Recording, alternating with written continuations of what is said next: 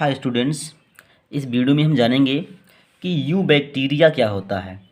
देखिए, बैक्टीरिया दो प्रकार के होते हैं। एक होता है आद्य बैक्टीरिया। आद्य बैक्टीरिया को कहा जाता है कि ये बहुत पुराने बैक्टीरिया हैं और ये ऐसे स्थानों पर पाए जाते हैं जहाँ पर और दूसरे जंतु बहुत ही विषम परिस्थितियों से रह सकते हैं। जैसे अत्यंत लवणीय स्थानों में जो बैक्टीरिया पाए जाते हैं उन्हें हाइलोफी बैक्टीरिया कहते हैं। तो हाइलोफी बैक्टीरिया आद्य बैक्टीरिया की श्रेणी में आता है। ऐसे थर्मो एसिडोफिलस बैक्टीरिया है।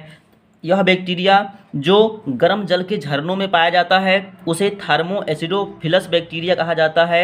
ये भी आद्य बैक्टीरिया है। लेकिन इसमें हम देखेंगे कि यू बैक्टीरिया क्या होता है। देखिए, यू बैक्टीरिया को वास्तविक बैक्टीरिया भी कहा जाता है। हजारों बैक्टीरिया की पहचान एक कठोर कोशिका भित्ति एवं एक कसाब के द्वारा की जाती है। देखो, ऐसे बैक्टीरिया जिनमें कठोर कोशिका भित्ति होता है, इनके ऊपर बैक्टीरिया के ऊपर एक परत होता है जिसे कोशिका भित्ति कहा जाता है और वो कठोर कोशिका भित्ति होता है और इनमें कसाब होता है, बाल के जैसा संरचना होता है जिसे कसाब कहा जाता है। साइनोबैक्टीरिया जिसे नील हरित शैवाल भी कहा जाता है। साइनोबैक्टीरिया को नील हरित शैवाल भी कहते हैं। देखिए, इसके नाम में आ रहा है नील हरित शैवाल, लेकिन ये शैवाल नहीं है, ये बैक्टीरिया है। इसका नाम है साइनोबैक्टीरिया। तो साइनोबैक्टीरिया को नील हरित शैवाल कहा जाता है और ये बैक्टीरिया मोनेरा जगत के अंतर्गत रखा गया है। आर्यच व्हिटेकर ने समस्त जीवों को 5 जगत में बांटा था, जिसमें सबसे पहला जगत मोनेरा था। तो मोनेरा जगत में साइनोबैक्टीरिया को रखा गया है। तो ये पूछा जाता है कि साइनोबैक्टीरिया को और क्या कहा जाता है, तो साइनोबैक्टीरिया को नील हरित शैवाल कहा जाता है। ये शैवाल नहीं है, ये बैक्टीरिया है, लेकिन इसके नाम में शैवाल आ रहा है इसलिए ये कन्फ्यूजन भी करता है। बहुत से बच्चे गलत भी कर देते हैं कि ये शैवाल है, लेकिन ये शैवाल नहीं है, ये बैक्टीरिया है। तो साइनोबैक्टीरिया जिसे नील हरित शैवाल भी कहा जाता है, इसमें हरित पादपों की तरह क्लोरोफिल ये पाया जाता है। देखिए, यह हरा होता है, इसमें क्लोरोफिल ये पाया जाता है तथा ये प्रकाश संश्लेषित स्वपोषी होते हैं। देखिए, जब इसमें क्लोरोफिल पाया जाता है तो ये बैक्टीरिया प्रकाश संश्लेषण करता है। तो साइनोबैक्टीरिया जिसे नील हरित शैवाल कहा जाता है, इसमें क्लोरोफिल ये पाया जाता है और ये प्रकाश संश्लेषण करता है। अपना भोजन प्रकाश संश्लेषण के द्वारा भी बनाता है। बैक्टीरिया जैसे नास्टाक एवं एनाबिना, देखिए ये भी बैक्टीरिया है। नास्टाक भी बैक्टीरिया है, एनाबिना। नास्टाक एवं एनाबिना पर्यावरण के नाइट्रोजन को हेटेरोसिस्ट नामक विशिष्ट कोशिकाओं के द्वारा स्थिर कर सकते हैं। देखिए, बैक्टीरिया जैसे नास्टाक एनाबिना, ये बहुत इंपॉर्टेंट बैक्टीरिया है, नास्टाक और एनाबिना। तो नास्टाक और एनाबिना बैक्टीरिया के अंदर हेटेरोसिस्ट पाया जाता है। एक विशिष्ट कोशिका है, कोशिकांग है जिसे कहा जाता है हेटेरोसिस्ट। तो हेटेरोसिस्ट कहाँ पाया जाता है, ये नास्टाक और एनाबिना बैक्टीरिया के अंदर पाया जाता है और ये बैक्टीरिया पर्यावरण के नाइट्रोजन को स्थिरीकरण करता है, कोशिकाओं द्वारा स्थिर कर सकते हैं। तो हेटेरोसिस्ट के द्वारा ये नाइट्रोजन को स्थिरीकृत करता है।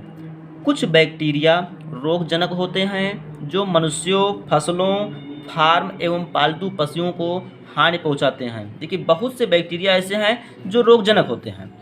जैसे ये अनेक प्रकार के रोग उत्पन्न करते हैं, मनुष्यों में भी रोग उत्पन्न करते हैं, फसल में भी रोग उत्पन्न करते हैं और पालतू पशुपालन में ये रोग उत्पन्न करके बहुत ज़्यादा नुकसान कर देते हैं। तो पशुपालन में भी ये रोग उत्पन्न करते हैं। बहुत से बैक्टीरिया हैं जो रोग उत्पन्न करते हैं। जैसे बैक्टीरिया के कारण देखिए हैजा बीमारी है, ये बैक्टीरिया के कारण ही होता है। ऐसे टिटेनस भी बैक्टीरिया के कारण ही बीमारी होती है। टाइफाइड बीमारी है जो कि बैक्टीरिया के द्वारा ही होता है। ऐसे साइट्रस कैंकर ये नींबू का नाम है और नींबू में साइट्रस कैंकर नामक बीमारी होती है और ये बीमारी बैक्टीरिया के कारण होती है। तो ये भी एग्जाम में पूछा जाता है कि साइट्रस कैंकर किसके द्वारा होता है, वायरस के द्वारा होता है, बैक्टीरिया के द्वारा होता है या कवक के द्वारा होता है। तो साइट्रस कैंकर बीमारी बैक्टीरिया के द्वारा होता है। बैक्टीरिया प्रमुख रूप से कोशिका विभाजन द्वारा प्रजनन करते हैं। कभी कभी विपरीत स्थितियों में बीजाणु भी बना लेते हैं। एक बैक्टीरिया से 2 बैक्टीरिया, ये कोशिका विभाजन के द्वारा होता है। बैक्टीरिया का कोशिका विभाजन होता है और 1 से 2 बैक्टीरिया बन जाते हैं। ये कभी कभी बीजाणु भी बना लेते हैं। बीजाणु का मतलब है कि बैक्टीरिया के ऊपर एक कठोर आवरण बन जाता है और जब अनुकूल परिस्थिति मिलता है तो ये अपनी संख्या बढ़ाना स्टार्ट कर देते हैं। माइकोप्लाज्मा एक ऐसी जीवधारी है जिसमें कोशिका भित्ति बिल्कुल नहीं पाई जाती है। देखिए ये माइकोप्लाज्मा के बारे में दिया गया है। माइकोप्लाज्मा एक ऐसा जीवधारी है जिसमें कोशिका भित्ति नहीं पाया जाता है।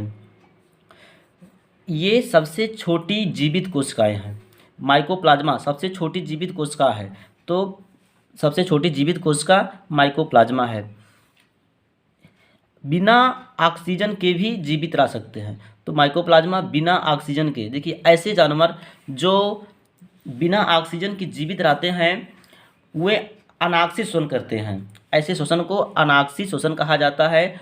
ऐसे जानवर जो बिना ऑक्सीजन के सांस लेते हैं वे अनाक्सी शोषण करते हैं। तो माइकोप्लाज्मा एक ऐसा ही जीव है, बहुत सूक्ष्म जीव है, छोटा है और ये बिना ऑक्सीजन के भी जीवित रह सकता है, अर्थात ये सांस लेता है बिना ऑक्सीजन के, अनाक्सी शोषण करता है।